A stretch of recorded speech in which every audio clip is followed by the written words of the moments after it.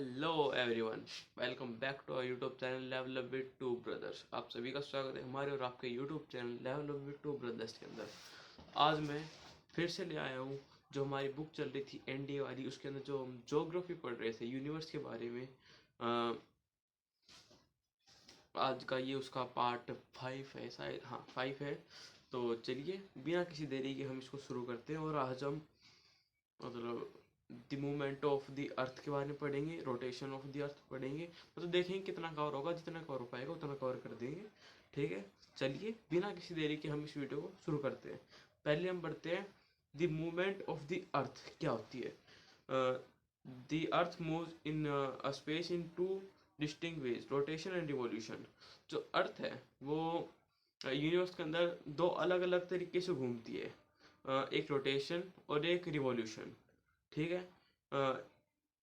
अब क्या क्या, it rotates on its own axis from west to east anti clockwise one in every 24 hour, it cause day and night. मतलब जब वो अपनी एक्सिस पे घूमती है वो एंटी क्लॉकवाइज घूमती है वेस्ट से ईस्ट तक। ठीक है, और वो जब पूरा चक्कर अपना 24 घंटे में काटती है, जिसके कारण दिन और रात होते हैं। ठीक है, it revolves around the sun in an orbit once in every 365 and 1/4 days की ये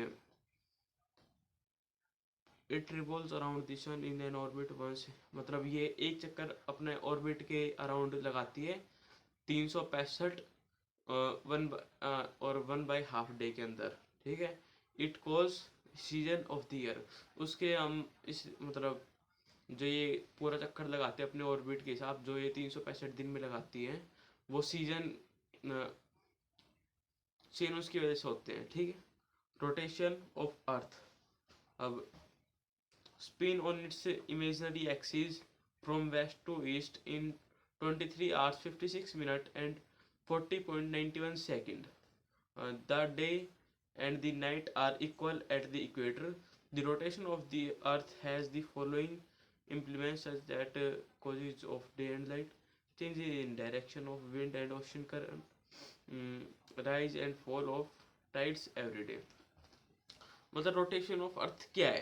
ठीक है, ये जब जो अर्थ है ये एंटी क्लॉकवाइज अपने इमेजिनरी एक्सिस पर घूमती है जब, ठीक है, वो पूरा एक चक्कर अपना 23 आवर्स 56 मिनट एंड 40.91 सेकेंड के अंदर एक चक्कर लगाती है, जिसके कारण दिन और रात होते हैं और इक्वेटर के ऊपर दिन और रात बिल्कुल इक्वल इक्वल होते हैं। ठीक है, और जो ये रोटेशन होती है उसके कारण मतलब उसके होने के बाद के कारण क्या क्या है, डे एंड नाइट होते हैं उसके बाद। ठीक है, direction of wind and ocean, जो करंट्स होते हैं विंड की डायरेक्शन और ओशन करंट्स वो चेंज होते हैं। ठीक है, rise and falls of tide every day. ठीक ठीक है, अब बढ़ते हैं रिवॉल्यूशन ऑफ अर्थ के बारे में। It is the earth motion in elliptical orbit around the sun. ये अर्थ की मोशन है इलिप्टिकल ऑर्बिट के अंदर सन के around. It takes 365 days 5 hours 48 minute and 45.51 second. मतलब ये एक चक्कर अपने ऑर्बिट के अराउंड लगाती है 365 days 5 hours 48 minute and 45.51 seconds के अंदर। Sorry, it leads to 1 extra day in every 4th year. और ये इसके अंदर एक एक्स्ट्रा दिन ऐड हो जाता है हर 4 साल के बाद। The revolution of earth results in, मतलब जो रिवोल्यूशन ऑफ अर्थ है वो रिजल्ट क्या आते हैं उसके। ठीक है, change of seasons, variation of length of the days and nights at the different time of the year, shifting of the wind belts, मतलब सीजन के अंदर चेंज आता है।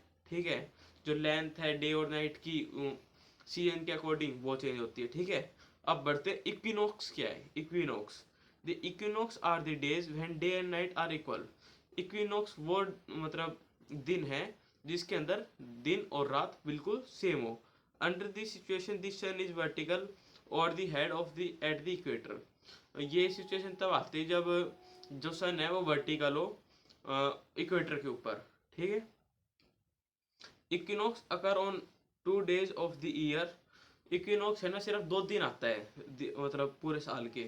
ठीक है, date is on 21 March 21 March को और 23 सितंबर, ठीक है। The 21st March is known as vernal equinox and the 23rd September is known as autumnal equinox, ठीक है। अब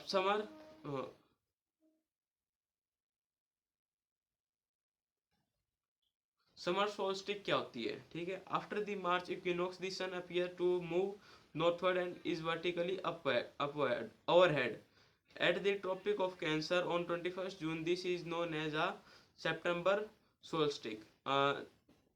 मार्च के इक्विनोक्स के बाद जो सन है वो अपीयर होता है नॉर्थवर्ड के अंदर and it is vertically overhead the Tropic of Cancer, और वर्टिकली ट्रॉपिक ऑफ कैंसर के ऊपर होता है 21 जून के अंदर। दी और ये इसी को हम समर सोलेस्टिक कहते हैं। On 21 June the northern hemisphere will have it longest day and southern night shorten night. इसके अंदर 21 जून पे सबसे बड़ा दिन होता है और रात जो होती है वो छोटी होती है। This southern hemisphere will have shortest day and longest night. और साउथर्न हेमिस्फीयर के अंदर, नॉर्थर्न हेमिस्फीयर के अंदर 21 जून के अंदर लॉन्गेस्ट डे होता है और शॉर्टेस्ट नाइट होती है, और साउथर्न हेमिस्फीयर के अंदर ये शॉर्टेस्ट डे होता है और लॉन्गेस्ट नाइट होती है। Winter solstice on 22 December the sun is overhead at the Tropic of Capricorn. 22 दिसंबर के अंदर ऊपर जो सन है वो ट्रॉपिक ऑफ कैंसर के ऊपर कैप्रिकॉर्न के ऊपर होता है।